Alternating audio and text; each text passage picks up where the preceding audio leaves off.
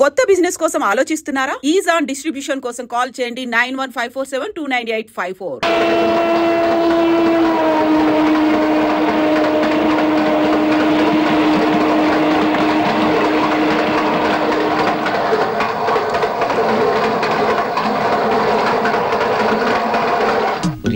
ఇది భలే కేసురా. అవును, చిన్న వయసులో ముగ్గుడిపోతే ఎలా అడ్జస్ట్ అవుతుందిరా? సెక్స్ కనెక్షన్స్ ఉంటాయరా? బయటపడలేదు. మొన్న చిన్న చిటికేశాను, చెప్పుతో కొట్టింది. అలా యాక్ట్ చేస్తే గానీ కవర్ చేసుకోలేదు. పైగా మేము కథల పుస్తకాలైనా లోపాయికారిగా పెద్ద పెద్ద హ్యాండ్స్ లో ఉందిరా. నోరు మూయండి. దేవుడు నోరు ఇచ్చింది ఏదో మాట మాట్లాడడానికి కాదు. ఒక మనిషి గురించి అనవసరంగా మాట్లాడాలని చెప్పుతో కొట్టాలి.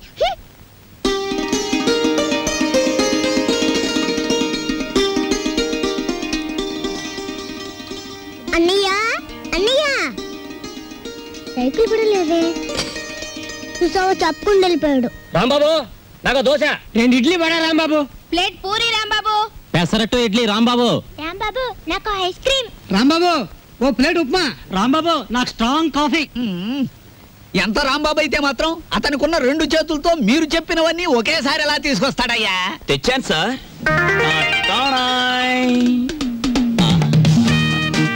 ఏమైంది? నాకు జాబ్ వచ్చింది. కంగ్రాచులేషన్స్. ఏంటి బాబాయ్, ఈ ఆర్థిక పరిస్థితుల్లో అల్లుడు స్కూటర్ కోసం కబుర్ చేశాడు Rambabu. Latest model scooter market లోకి రావడానికి 6 నెలలు పడుతుంది చెప్పండి, ఆ తర్వాత ఏం చేయాలో నేను చెప్తాను. అలాగే. ఏం రెడ్డి గారు, ఆవిడికి మా మీద అనుమానం ఎక్కువైపోతుంది రాంబాబు. మరి నిజమే కదా? ఆ క్లబ్ డాన్సర్ వదిలేసి తప్పైపోయింది క్షమించని మీ ఆవిడ కాళ్ళు పట్టుకోండి, అనుమానాలన్నీ తీరిపోతాయి. అలాగే తినండి. వాటర్. ఓకే. Hello sir. ఏంది అయ్యా రాంబాబు, జాదుగరి ఈ హోటల్లో ఉన్నదో నీ చేతుల్లో ఉన్నదో తెలియదు గాని ఈడికెళ్ళి పార్సిల్ తీసుకొస్తేనే ఈ స్కూల్కి పోతామని నా 3 ఫ్యామిలీస్ పోరగాళ్ళు అర్థాలు చేస్తుండ్రు. కానిస్టేబుల్ పంపించవా అంటే దీని తల్లి వాళ్లే సగం తిని బారి నూపుతారు. అందుకని నేనే వచ్చిన. కట్టు. ఒక చిన్న సజెషన్, మీరు మీ ఉద్యోగమైనా మానేయండి లేదా 2 ఫ్యామిలీస్ అయినా కట్ చేయండి. అరే ఆంజనేయులు, రాంబాబు సంటూ మనిషి దొరికేది చాలా కష్టమయ్యా. ఏకదమ్ గోల్డ్. వాడిని జర మంచిగా చూసుకున్నాం అనుకో, వచ్చే ఏడాది కల్లా లాడ్జింగ్ కూడా పెట్టొచ్చు. చూడండి ఎస్ఐ గారు, మనం ఎవ్వరి మీద ఆధారపడాల్సిన పని లేదు. నాది మూలా నక్షత్రం 4వ పాదం. నేను మట్టి ముట్టుకుంటే బంగారం అవుతుంది, బంగారం ముట్టుకుంటే మట్టి అవుద్దా? అరే దమా ఖరాబ్ అయిందా బాయ్? కండ్లబడని గ్రహాల మీద కాదు బాయ్ భరోసా పెట్టాల్సింది, తాకత్తున్న మనుషుల మీద. వాళ్ళని అలగ్ చేసుకోకూడదన్న దమాకు నీకుండాలి. సరేది, దీని తల్లి బిల్ ఎంత అయింది? 18 రూపాయలు. 18 రూపాయలేనా? మిగతా 82 రూపాయలు. 100 రూపాయలు నోట్ ఇస్తా. మహాప్రసాదం. ఇస్తానన్న మాట విని చాలా కాలం అయింది. వస్తా. ఆ నోట్ ఇవ్వలేదు. అరే పెళ్లి తారీఖు నాడు జీతం తీసుకోగానే తీసుకోబాయి. నేను ఎవరిని? ఎస్ఐ దస్తగిరి గారు. నికాసైన నైజాం మనిషిని. నేను అడిగిపోతా. పోతే నే పోతా. Good morning sir. డ్యూటీలోనే ఉన్నా కదా, నడుస్తుంది. రాంబాబు, సూర్యాలమ్మ గుడి దగ్గర ఆ కిళ్ళికు డబ్బులుగా లేడు. వాడు నన్ను చూసి కన్ను కొట్టాడు. చెల్లు నొక్కటిద్దాం అనుకున్నాను, కానీ అల్లరవుద్ది కదా. వాడు అసలే కేశవరా మనిషి. నేనే కన్ను కొట్టానని అందరితో చెప్తాడని ఊరుకున్నాను. ఏమిటా మీద మీదకి ఎక్కేయటం? మా సర్వర్ తో నువ్వు ఇలా ప్రవర్తించడం చూస్తే మా హోటల్ కి ఎంత చెడ్డ పేరు వస్తుందో తెలుసా? రాంబాబు నాడని వస్తున్నాం గానీ అసలు నీ మొహం చూస్తేనే అందరికి చెడ్డ పేరు వస్తుంది. నీ మొహానికి ఫోన్ ఒకటి. వస్తా రాంబాబు. సార్, ఏమిటి?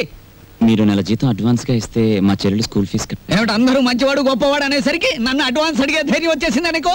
నేనేమను, నువ్వు లేనందువల్ల నా హోటల్ ఏం గోదావరిలో కొట్టుకుపోదు. కావాలిస్తే ఉద్యోగం అనే సెలిపా. 6 పెసరై. బాబు, త్వరగా లాంచ్ చేయండి. భద్రాచలం చూసి బండి ఎక్కాలి. గైడ్లో ఎంత లాంచ్ కదలదు. మరి ఎప్పుడు వస్తారు బాబు? వాళ్ళు అప్రోళ్ళు కోతుల్లో కూకున్నారు. ఆడు ఇక్కడే ఉంటాడు. వీళ్ళు ఇక్కడి నుంచి కదిలితేనే గానీ ఆడు కనపడ్డ మనకి. ఇవాళ రేపు రండయ్యా, మాకు టైం అవుతుంది. ఏంటి వెళ్ళాలా? వెళ్తే మా బాకీ ఎవడిస్తాడయ్యా? నువ్వు ఇస్తావేంటి? మా కనపడేదే సంవత్సరాలు ఒకసారి. ఆయన ఇక్కడే పట్టుకోవాలి. రాందే మేము ఇక్కడ నుంచి కదలే కదలమయ్యా. వెళ్ళిపోయారు. ఇట్టి ముద్ద అప్పులో వెళ్ళిపోయారు. ఎక్కడ త్వరగా రాయా. భక్తులారా, వచ్చేసాను నాయనలారా. మీ అందరికీ తెలుసు, నేను ఈ భద్రాచలం లాంచీ గైడ్ని. నా పేరు విష్ణుమూర్తి. నా గురించి నేను చెప్పుకోకూడదు కానీ అసలు మ్యాటర్ ఏంటంటే, నేను రామాయణంలో గుహుడు లాంటి వాడిని. భక్తులను గోదావరి దగ్గరికి చేరుస్తాను. ఆ భద్రాచల కోదండరాముడి యొక్క పుట్టు పూర్వోత్తరాలన్నీ చెప్తాను. గోదావరిలో ఏ స్థలానికి ఏ మహత్యం ఉందో చెప్తాను. గోదావరిలో ఎక్కడ లోతుగా ఉంటుందో, ఎక్కడ మెరగ్గా ఉంటుందో చెప్తాను. ఊళ్ళో మీరు ఎక్కడ మకాన్ చేస్తే మీకు సౌకర్యంగా ఉంటుందో చెప్తాను. మీరు ఎక్కడ భోంచేస్తే రుచిగాను చవకగాను ఉంటుందో చెప్తాను. ఏ రైలు ఏ వేళకి ఎటువైపు వెళ్తుందో చెప్తాను. ఈ వివరాలన్నీ మీ అందరికీ చెప్పినందుకు తల ఒక్కటికి 5 రూపాయలు, 5 రూపీస్ ఓన్లీ వసూలు చేస్తాను. ఇప్పుడు భద్రాచలం లాంచ్ బయలుదేరుతోంది. ఒకసారి రాముల వారికి గోవింద కొట్టండి.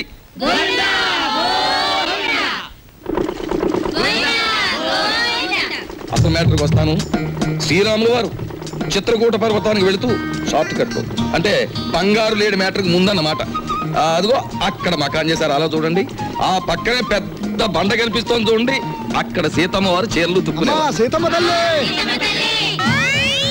అలా చూడండి, భారత కాలంలో పాండవులు వనవాసానికి వచ్చినప్పుడు ఈ గోదావరి ఒడ్డునే వెళ్తుండగా భీముడు కాలు జారి పడ్డాట.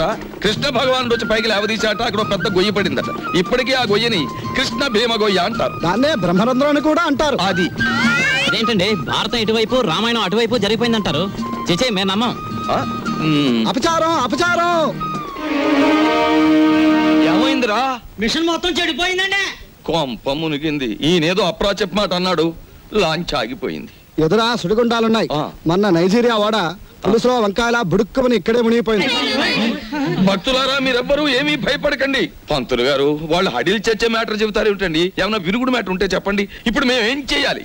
ఏముందండి, గంగపోతు చేయాలి. మీరు 100 ఇవ్వండి, భక్తులందరూ తలో 10 రూపాయలు ఇస్తారు, చేసేస్తాను.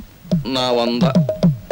ఓం గంగే జవనే జైవ గోదావరి సరస్వతే నర్మదా సింధు కావేరే జలేస్మిన్ సన్నిధిం కురు కావేరే తుంగభద్రా చ కృష్ణవేణి చ గౌతమి భాగీరథే మహానద్యా పంచగంగా ప్రకీర్తితాః. ఓం శాంతి శాంతి శాంతి. యంత్రే ప్రారంభే శుభే. మోటార్ ఎదులు.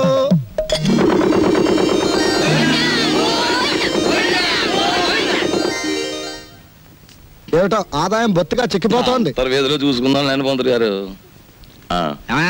నువ్వు భక్తుల దగ్గర పాసెంజర్ల దగ్గర డబ్బులు తీసుకుంటున్నావు, కంప్లైంట్లు వస్తున్నాయి. కొంచెం నెమ్మదిగా మాట్లాడవా బాబు. ఎందుకు మాట్లాడాలయ్యా? ఇది కేశవరావు గారు పాడిన రేవు. కంప్లైంట్లు వస్తున్నాయి. సరే, మ్యాటర్ ఏంటి? కంప్లైంట్లు వస్తున్నాయి. ఇప్పుడు కంప్లైంట్లు రావట్లేదు. కంప్లైంట్లు వస్తున్నాయి. ఇప్పుడు కంప్లైంట్ రావట్లేదు. బాబాయ్ వస్తున్నా. పెసరట్లు. ఓ అబ్బబ్బబ్బ కాలిపోతున్నాయి.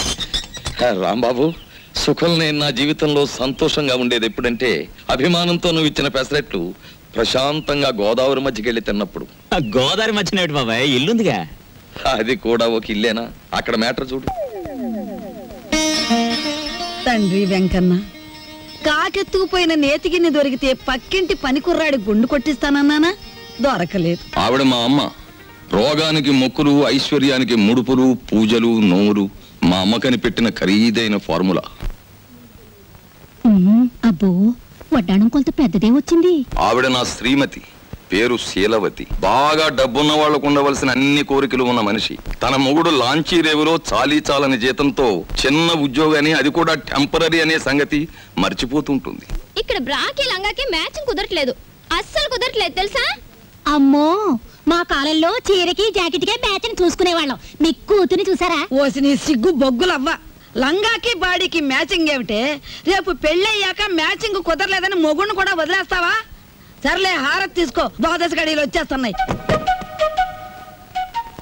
మా చెల్లాయి విదేశీ ఫ్యాషన్స్, సినిమాలు, వారపత్రికలు అంటే చెవి కోసుకుంటుంది. కానీ వర్షం వస్తే మా నట్టిల్లు కురుస్తుంది అని ఎప్పుడూ గుర్తుకు తెచ్చుకోదు. హారత్ తీసుకో. అమ్మమ్మా, ఆ అరుపులేమిట్రా? నీ అమ్మ కడుపు మాడా, నీ గొంతు నొక్క. నొక్కుతావమ్మమ్మా, నొక్కుతావు. తరతరాలుగా యుగ యుగాలుగా మీలాంటి మూఢ భక్తులు నాలాంటి హేతువాదుల గొంతు నొక్కుతూనే ఉన్నారు. మతం మత్తుమంది అన్నారు.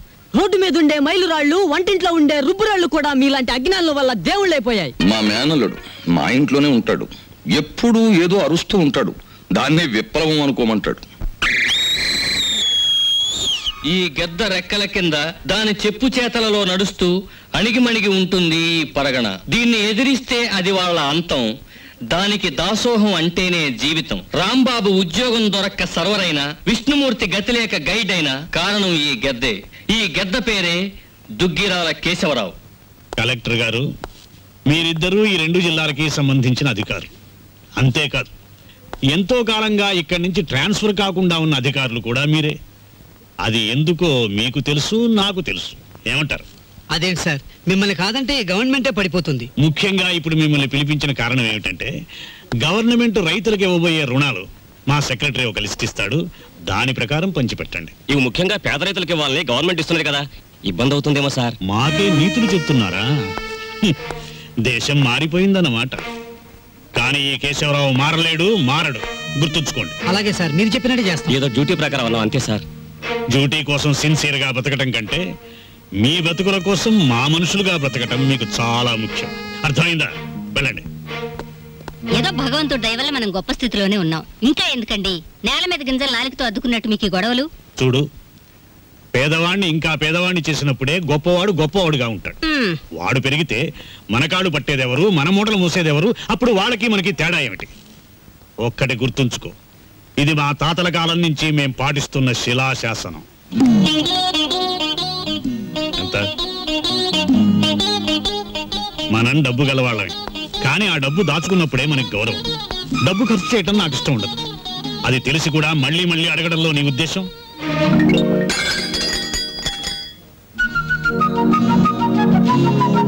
అలాగా నీ మొండితనం నా దగ్గర పనికిరాదు. డబ్బు ఖర్చు పెట్టడం నీకు సరదా కావచ్చు, కానీ దాని విలువ నాకు తెలుసు. నీకు పైసా కూడా ఇవ్వను. ఇదివరకు అనేక సార్లు చెప్పాను, ఇప్పుడు ఆఖరిసారిగా చెప్తున్నాను. నా కర్మకాలి మీ బిడ్డగా పుట్టాను. మామూలు మనిషిగా పుట్టుంటే నాకు ఈ ఖర్చులతో అవసరం లేదుగా. I want money, I want money. నువ్వు అరిచి గీ పెట్టినా సరే నా నిర్ణయం మారదు. ఎలా ఇవ్వరో చూస్తాను. ఇచ్చేదాకా అన్నం నీళ్లు మానేసి ఇక్కడ మార్చేస్తాను. మీ తండ్రి కూతురు ఇద్దరి మధ్య చచ్చిపోతున్నానే బాబు. ఆయన లాంటి మొగుడు నీలాంటి కూతురు దొరుకుతుందనే కాబోలు మా పుట్టింటి వాళ్ళు పోతూ పోతూ నాకు కొంచెం డబ్బిచ్చిపోయారు. నేను ఇస్తానుగా. జయమ్ము నిశ్చయమ్మురా, భయమ్ము లేదురా, జంకు బొంకు లేక ముందు సాగిపొమ్మురా,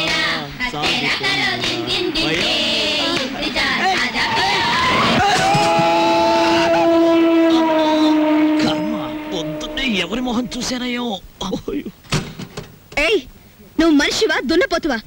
రోడ్డు మీద సైకిల్ నడపడం ఇలాగేనా? బోల్. బోలా గీలా కళ్ళు మూసుకుని కారుతో గుద్దేసి నన్నే దబాయిస్తావేంటి? అదృష్టవంతుడివి, బ్రతికావు. అసలు ఇలాంటి డొక్కు సైకిల్ తొక్కుతున్నందుకు నిన్ను బొక్కలు తోయించొచ్చు తెలుసా? ఇదిగో మాటలు జాగ్రత్తగా రాని. నాది డొక్కు సైకిలా, మొన్ననే ఓవరాలింగ్ చేయించా. 1940 మోడల్. ఇప్పుడు ఇండియాలో దొరకదు. పోనీలే వేళక, అతనితో మనకెందుకు? ఊరికే పోనిస్తానా? నా సైకిల్ బెండ్ అయిపోయింది, బట్టలని పాడైపోయాయి. చూడు, మోచే ఎంత కొట్టుకుపోయింది. ఏడోకు. ఇదిగో 500, 25, 50, 100 చాలు. ఇవిగో. ఏయ్, మళ్ళీ మాట్లాడితే వేగించు కొడుతుంది. తీసుకో. కొండ ముచ్చులు. ఏయ్, అలాకెవరనుకుంటున్నావు? ఎక్స్ మినిస్టర్ రావు బహదూర్ దుగ్గిరాల కేశవరావు గారి కూతురు. దుగ్గిరాల కేశవరావు, బొంగరాల అప్పారావు. ఎవరి కూతురైతే ఏంటి? కళ్ళు మూసుకుని గుద్దాడువేనా? ఈసారి దొరకని చెప్తాను. ఏనైనా అప్పుడే ఇంటికి వచ్చేసావంటే అవుటిలోనే ఉండలేకపోయావా? చెల్లెమ్మకు కోపం వచ్చినట్టుంది. రాదు మరి, ఇవాళ ఏకాదశి వచ్చి తలంటుతానని చెప్పానా? ఈలోగా వెళ్ళిపోతావా? ఓహో, అదా సంగతి. నీతో చెప్పకుండా వెళ్ళానా, అందుకే నన్ను కారొచ్చి గుద్దేసింది. బాబు, నేను అదుపులో పెట్టలేకపోతున్నాను. త్వరగా పెళ్ళాన్ని తెచ్చుకున్నా అంటే నేను హాయిగా కూర్చుని ఏదో ఈ ABCD అనుకుంటాను. సిక్కొకటి.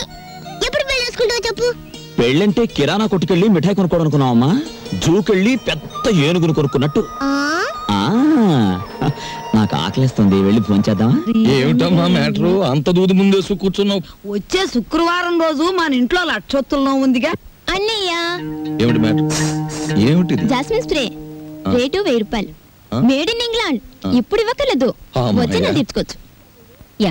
ఏమిటి మ్యాటర్? బంగారం రేటు పావలా పడిపోయింది. పావలా కాకపోతే 10 రూపాయలు పడిపోయి మనకేమిటి నష్టం? మన బంగారు వ్యాపారం. నా వడ్డాడానికి అర కేజీ చాలట. అర్ధ కేజీ ఏమిటి? పూర్తి కేజీయే చేయించు. గర్భవతివి కదా, మొక్కరాడు పుడితే మువ్వలు మొలతాడు, మురుగులు చేయించవచ్చు. ఆడపిల్ల అయితే అన్ని ఆభరణాలు చేయించవచ్చు. చాలండి వెటకారం. కార్యంగదిలో చేయిస్తానన్నారని అడిగాం. ఏమిట్రా నీ మ్యాటరు?